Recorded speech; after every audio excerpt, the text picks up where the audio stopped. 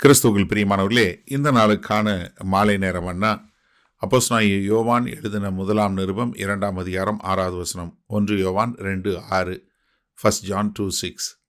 அவருக்குள் நிலைத்திருக்கிறேன் என்று சொல்லுகிறவன் அவர் நடந்தபடியே தானும் நடக்க வேண்டும். இது ஒவ்வொரு கிறிஸ்தவனும் மனப்பாடம் பண்ணி வைத்துக் கொள்ள வேண்டிய ஒரு வசனம். ஏன்?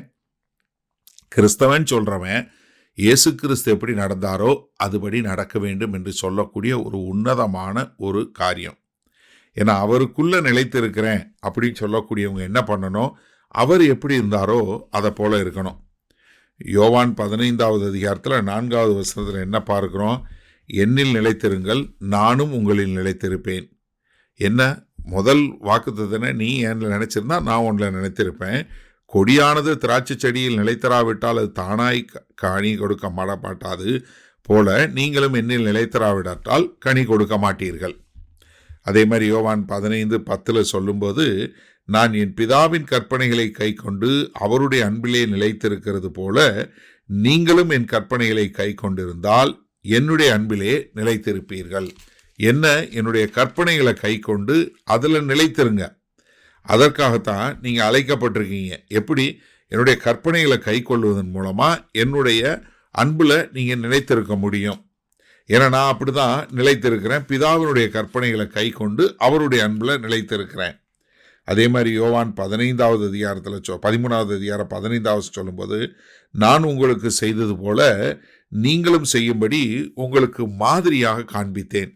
என்ன? சீஷருடைய பாதங்களை கழுவி நான் உங்களுக்கு ஒரு முன்மாதிரியாக எப்படி இருக்க வேண்டும் என்று சொல்லக்கூடியதா. அதனால தான் மத்தேயு 11வது அதிகாரம் 29வது வசனத்தில் சொல்லும்போது என்ன சொல்றாரு? நான் சாந்தமும் மனத்தாழ்மையுமாய் இருக்கிறேன், என் நுகத்தை உங்கள் மேல் ஏற்றுக்கொண்டு என்னிடத்தில் கற்றுக்கொள்ளுங்கள். என்ன? என்கிட்ட கற்றுக்கொள்ளுங்க. கற்றுக்கொண்டு என்னைய போல வாழுங்க.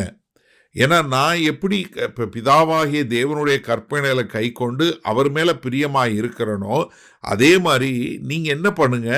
என்கிட்ட இருந்து கற்றுக்கொண்டு என்னைய போல வாழுங்க. அதனால தான் ஆண்டவர் தன்னுடைய வாழ்க்கையினுடைய குறிக்கோள் இல்லை, அவருடைய ஒரே ஒரு ஒன்லைனர் எய்ம் என்ன அப்படின்னு சொல்லி பார்த்தீங்கன்னா, யோவான் 6வது அதிகாரம் 38வது சொல்லும்போது சொல்லாரு, என் சித்தத்தின்படி அல்ல, என்னை அனுப்பினவருடைய சித்தத்தின்படி செய்யவே நான் வானத்திலிருந்து இறங்கி வந்தேன். எப்படி? எனக்குன்னு சொந்தமாக நான் எதுவும் செய்ய விரும்பலை. நான் செய்கிறது எல்லாமே என்ன?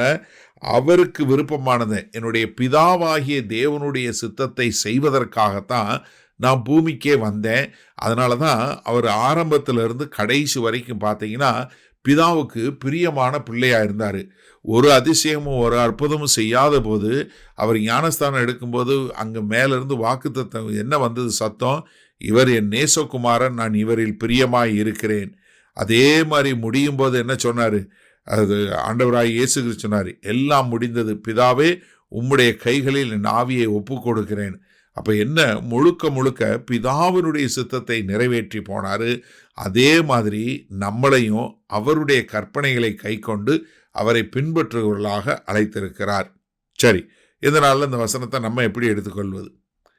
அதாவது நம்முடைய அன்றாட வாழ்க்கையில், ஏன்னா நீங்கள் தெளிவாக தெரிஞ்சு கொள்ளணும், நம்முடைய ஒவ்வொரு நாள் நடக்கையிலையும் மற்றவர்கள் நம்மளை பார்த்தா கிறிஸ்துவை பார்க்கணும்.